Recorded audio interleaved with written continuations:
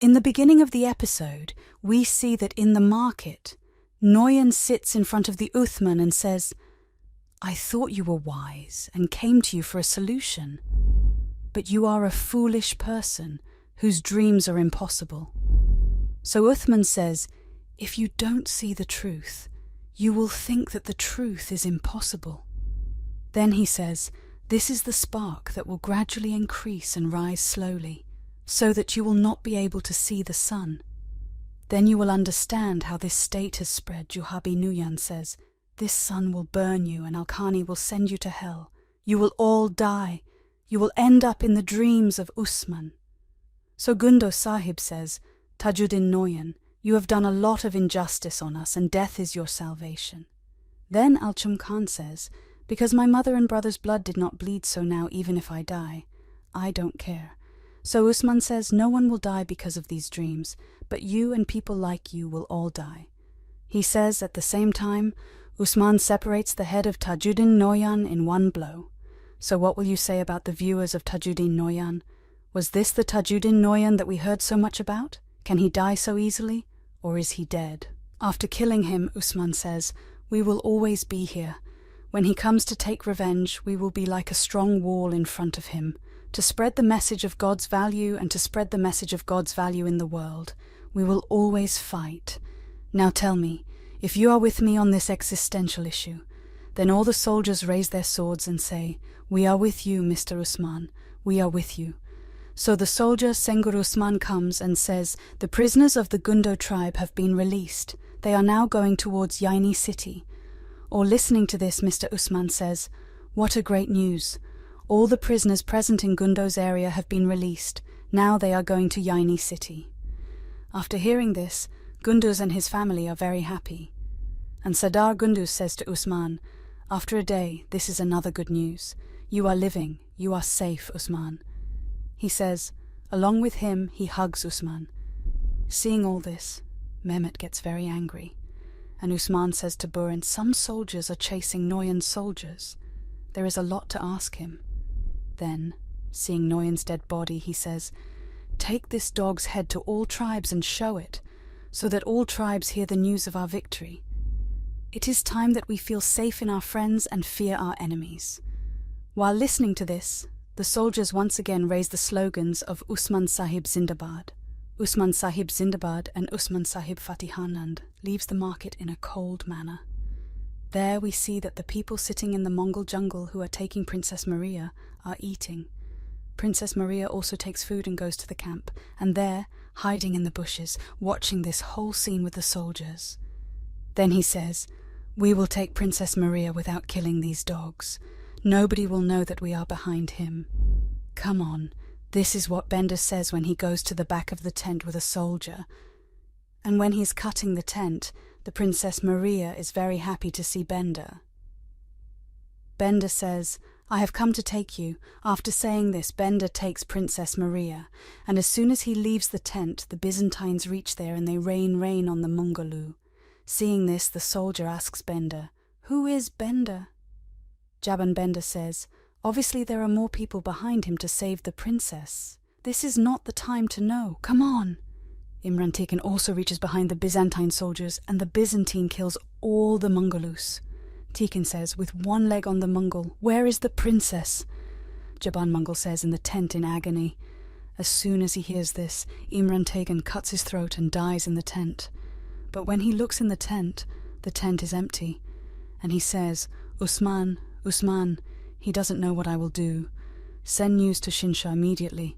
Tell him that Osman has killed his only daughter, Princess Maria."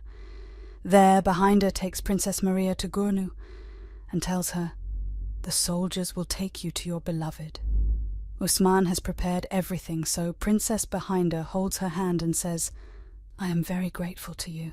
May God protect you and give Osman strength." Then behind her tells the soldiers, "There are other people behind the soldiers and the princess. Keep your eyes open." They say, "Listen to the soldiers as you order." And then they take the princess away. Bender tells the soldier, "Tell Osman, sir, that we have secured the princess." Then Bender tells Karali, "We will go to Atranos. Let's go." There Usman Sir enters the city with the sound of the drums. Everyone in the big city of Joshandas calls him Shambet, and Usman Sir keeps his hand on his chest and thanks him. As he went on, Usman reached the mansion. Alauddin tells Usman, "Your Highness, congratulations on your victory."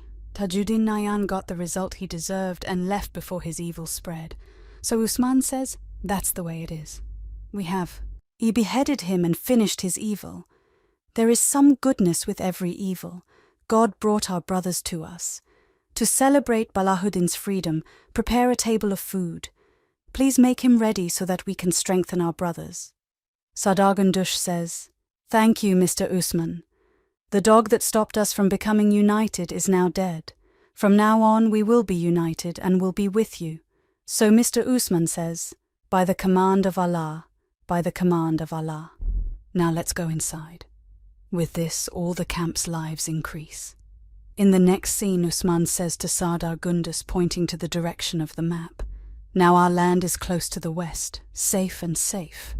That's why you and your tribe can settle there." So Sardar Gundus says, "No, Usman, I know you want to protect me, but I want to pay its price. I really request the region in the Middle East. If Mangal comes, I will do it first." The answer is, no, there is no price to pay for us. Brother is not burdened on his brother. If you want, you can settle in this area, but I want you to stay with me near Kenny City. On this, the leader Kunduz says, "Your order is all over the eyes, Mr. Usman." Then Mr. Usman says while doing Naksha, "On one side is Borsa, and on the other side is Aznik. Our goal is always clear. The enemy will try to stop us from occupying these two cities. But God willing, this dream will come true. The path of rebellion over the world passes through Borsa, even if it snows for 40 days. But one day it will be a hunting day. If Allah wills, we will conquer Bursa. We see that Al-Cham is taking care of Aisha Khatun.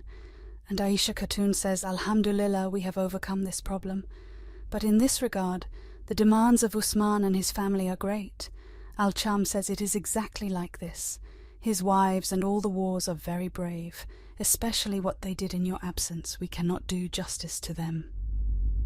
Aisha Khatun asks, "I was going to ask you about Orhan Sahib. I saw her first of all near you. She helped you a lot, right?" Jaban Alkam says, "May she be safe. He is a kind-hearted person." So Aisha Khatun says, "He is also very brave." Alkam says, "It is so. But may Allah help her. Her love is the daughter of Bazandini Akmran. I have seen her and she is very beautiful." Hearing this, Aisha Khatun says, "Okay, if her love is strong, no one can stand against her. Allah will gather them." Viewers, after this, let's see the next scene. Sardar Gundos, Orhan and Kawadin stand near the table to eat. Fatima's daughter goes to the beautiful Dastur Khan and thanks Bala Hatun. Usman comes there and says to everyone, "Everyone has come, mashallah. Fatima's daughter, look who is here." Maloon Khatun comes there. Everyone is happy to see Maloon Khatun and Fatima.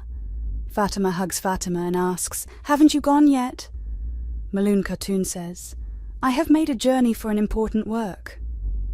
Alauddin comes secretly and tries to join them, but Bala Hatun sees him and everyone meets Maloon Khatun. When Bala Hatun asks Alauddin, "Where were you?"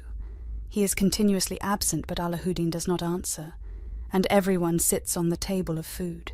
Then he says to that 5-7 Sardar Kundus, "Tell me, when will your tribe come?" Which Aban Sardar Gundus says they will reach here soon, God willing, and the dream will come true because the laws will be re-established.